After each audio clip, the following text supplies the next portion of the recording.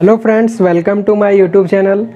तो जैसा कि ये जो लेक्चर है गति का पार्ट 3 है और इसमें मैंने आपसे कहा था कि मैं आपको वो महत्वपूर्ण इम्पॉर्टेंट क्वेश्चन कराऊंगा जो कि आपको एनटीपीसी और ग्रुप डी के अलावा जहां पर भी जीएस पूछा जाता हो, अगर आप इन्हीं 4 क्वेश्चन का अगर प्रैक्टिस कर लेते हैं तो आपको अधिकतर जो क्वेश्चन रहते हैं प्रीवियस ईयर्स भी अगर आप देखेंगे तो इसी पर आधारित हैं। तो फ्रेंड्स, आज के इस लेक्चर में हम इन्हीं जो है क्वेश्चन को सॉल्व करेंगे जल्दी से जल्दी। उसके साथ ही अगर आप रेलवे के अलावा अगर किसी भी और इम्तिहान का तैयारी कर रहे हैं, एग्ज़ाम वनडे एग्जामिनेशन का जहां पर जीएस पूछा जाता हो, और वैसे भी चाहे रीजनिंग हो चाहे कोई भी पार्ट हो वहां पर जीएस आता है, तो आप इसके माध्यम से पढ़ सकते हैं। तो चलिए इसको अब क्वेश्चन को सॉल्व करते हैं। तो क्वेश्चन को सॉल्व करने के पहले जैसा कि मैंने आपसे कहा था कि इसमें आपको सॉल्व करने के लिए गति के तीनों समीकरण पहले याद होना चाहिए। तो पहले हम उसको लिख लेते हैं, जिसमें कि पहला समीकरण रहेगा, दूसरा और तीसरा। तो पहले समीकरण की अगर हम बात करें तो वो होता है v बराबर u प्लस AT, और दूसरे समीकरण की बात करें तो s बराबर होता है ut plus half AT square, और तीसरा समीकरण होता है v स्क्वायर बराबर u square plus 2as।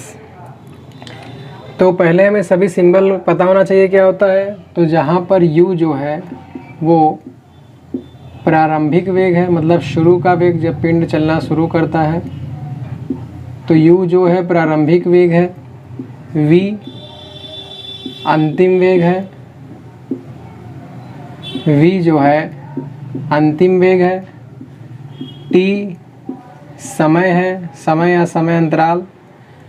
Yes की बात करें तो यस जो है वो दूरी है, दूरी या फिर अगर क्योंकि सदिश है तो इसको हम विस्थापन, मतलब विस्थापन इसको हम दूरी भी कहते हैं।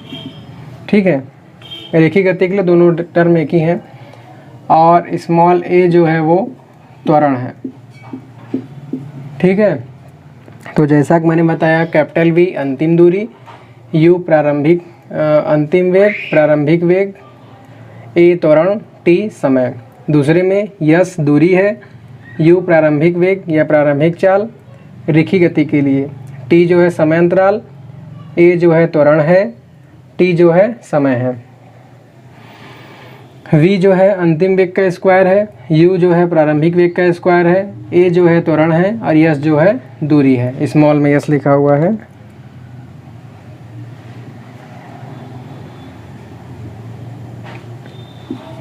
as। तो अब सभी क्वेश्चंस को हल करते हैं।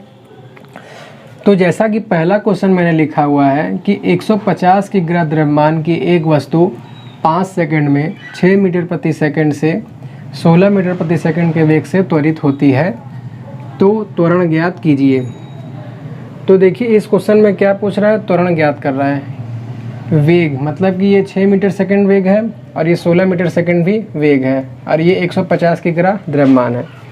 तो क्वेश्चन को पहले मैं आपको एकदम आराम से समझाता हूँ। सॉल्व अगर आप इसको समझ जाएंगे तो मुश्किल से मेरे ख्याल से 8 सेकंड या 5 सेकंड लगेगा। ठीक है,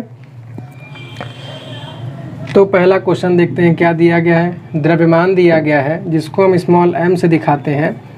इसका मान दिया गया है 150, किग्रा को लिखते हैं kg। फिर उसके बाद वहाँ 5 सेकंड लिखा है, मतलब जो t का मान है वो है 5 सेकंड। समय 6 मीटर प्रति सेकंड से 16 मीटर प्रति सेकंड हो रहा है, मतलब वो 6 मीटर प्रति सेकंड क्या होगा, प्रारंभिक वेग, मतलब कि ये u होगा।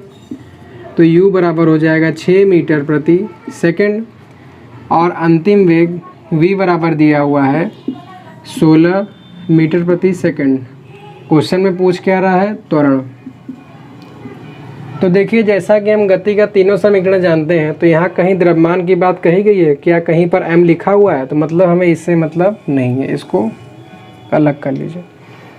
अब देखिए ऐसा कौन सा समीकरण है जहाँ हमें ये तीनों चीज़ मिल जाए और ये केवल बचा रहे। तो अगर हम पहले समीकरण की बात करें तो u मिल रहा है, v मान दिया हुआ है, t ये दिया हुआ है, केवल a इसका मान नहीं ज्ञात है। तो सिंपल हो गया।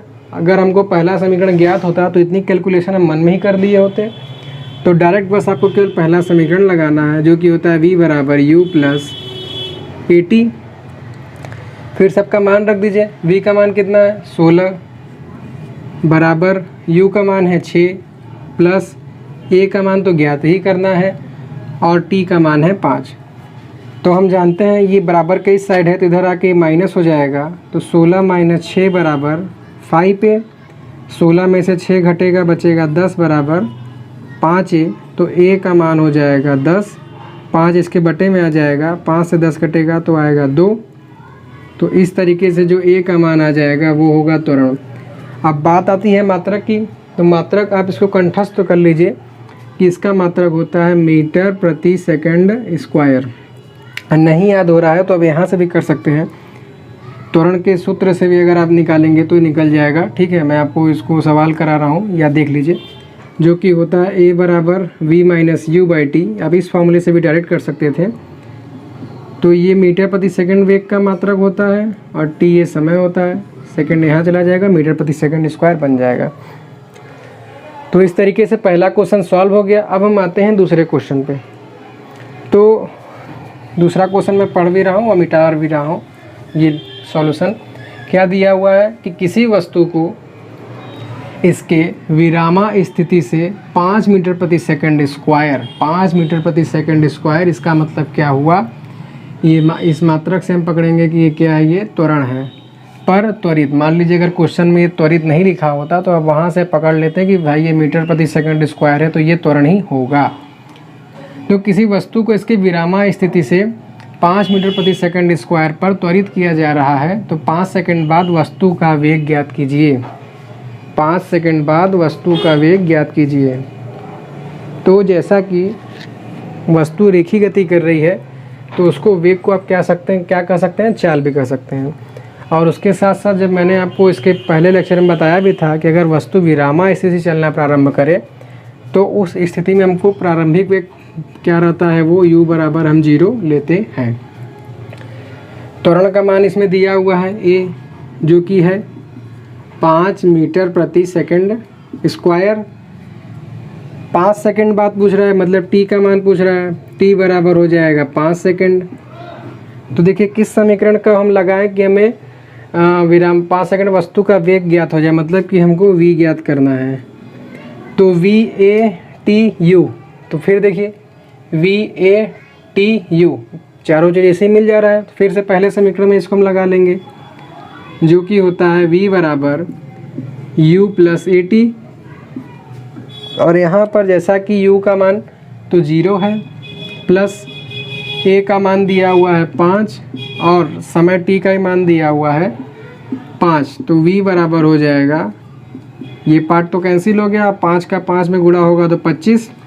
तो v का मान आ गया 25। और क्योंकि हम वेग जो लेते हैं उसका मात्रक होता है मीटर प्रति सेकंड, क्योंकि कभी कभी होता क्या है कि ऑप्शन है, क्योंकि आपको ऑप्शन लगाना है 25 मीटर प्रति सेकंड है और नीचे दे देगा 25 मीटर प्रति सेकंड स्क्वायर। तो आप अगर मात्रक नहीं ध्यान देंगे तो ये लगा देंगे और आपका पूरा किया कराए पे पानी फिर जाएगा, इसलिए मात्रक भी ध्यान रखिएगा।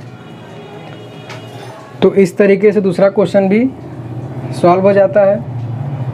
अब हम आते हैं तीसरे क्वेश्चन पे, जो कि दिया हुआ है कोई कार विरामा से नियत त्वरण 3 मीटर प्रति सेकंड के साथ चलना शुरू करती है। 10 सेकंड में इस कार द्वारा तय की गई दूरी ज्ञात कीजिए। मतलब 3 मीटर प्रति सेकंड स्क्वायर, साथ में त्वरण भी लिखा है, तो ये मान है स्मॉल a का।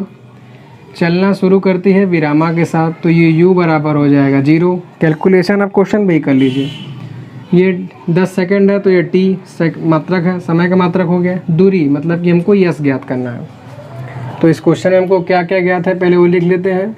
u बराबर दिया हुआ है 0, a बराबर दिया हुआ है 3 मीटर प्रति सेकंड स्क्वायर, t बराबर दिया हुआ है 10 सेकंड। पूछ क्या रहा है, दूरी s।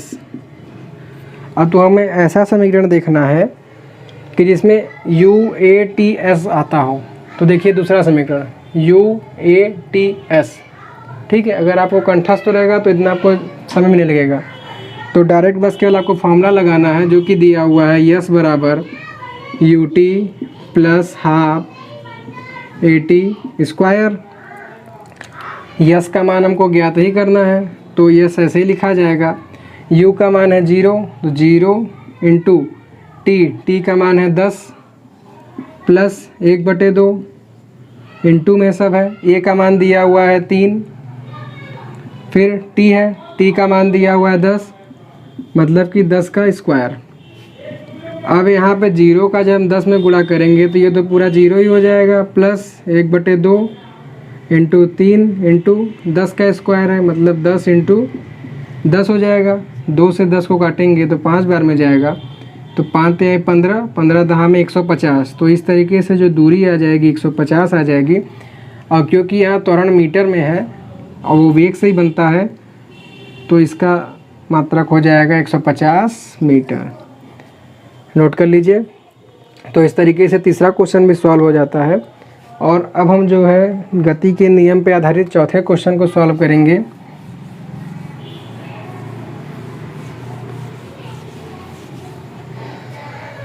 जो कि दिया हुआ है, यदि एक कार 72 किलोमीटर प्रति घंटे की गति से चल रही हो, वह 45 सेकंड बाद रुक जाती है, तो मंदन ज्ञात कीजिए। मंदन का मतलब क्या था? त्वरण जो है ऋणात्मक में हो, -a।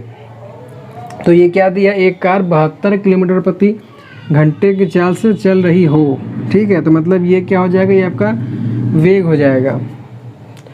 किलोमीटर प्रति घंटा की चाल से चल रही है, 45 सेकंड बाद रुक जाती है, तो हमको क्या ज्ञात करना है? मंदन ज्ञात करना है। तो इसको देखते हैं।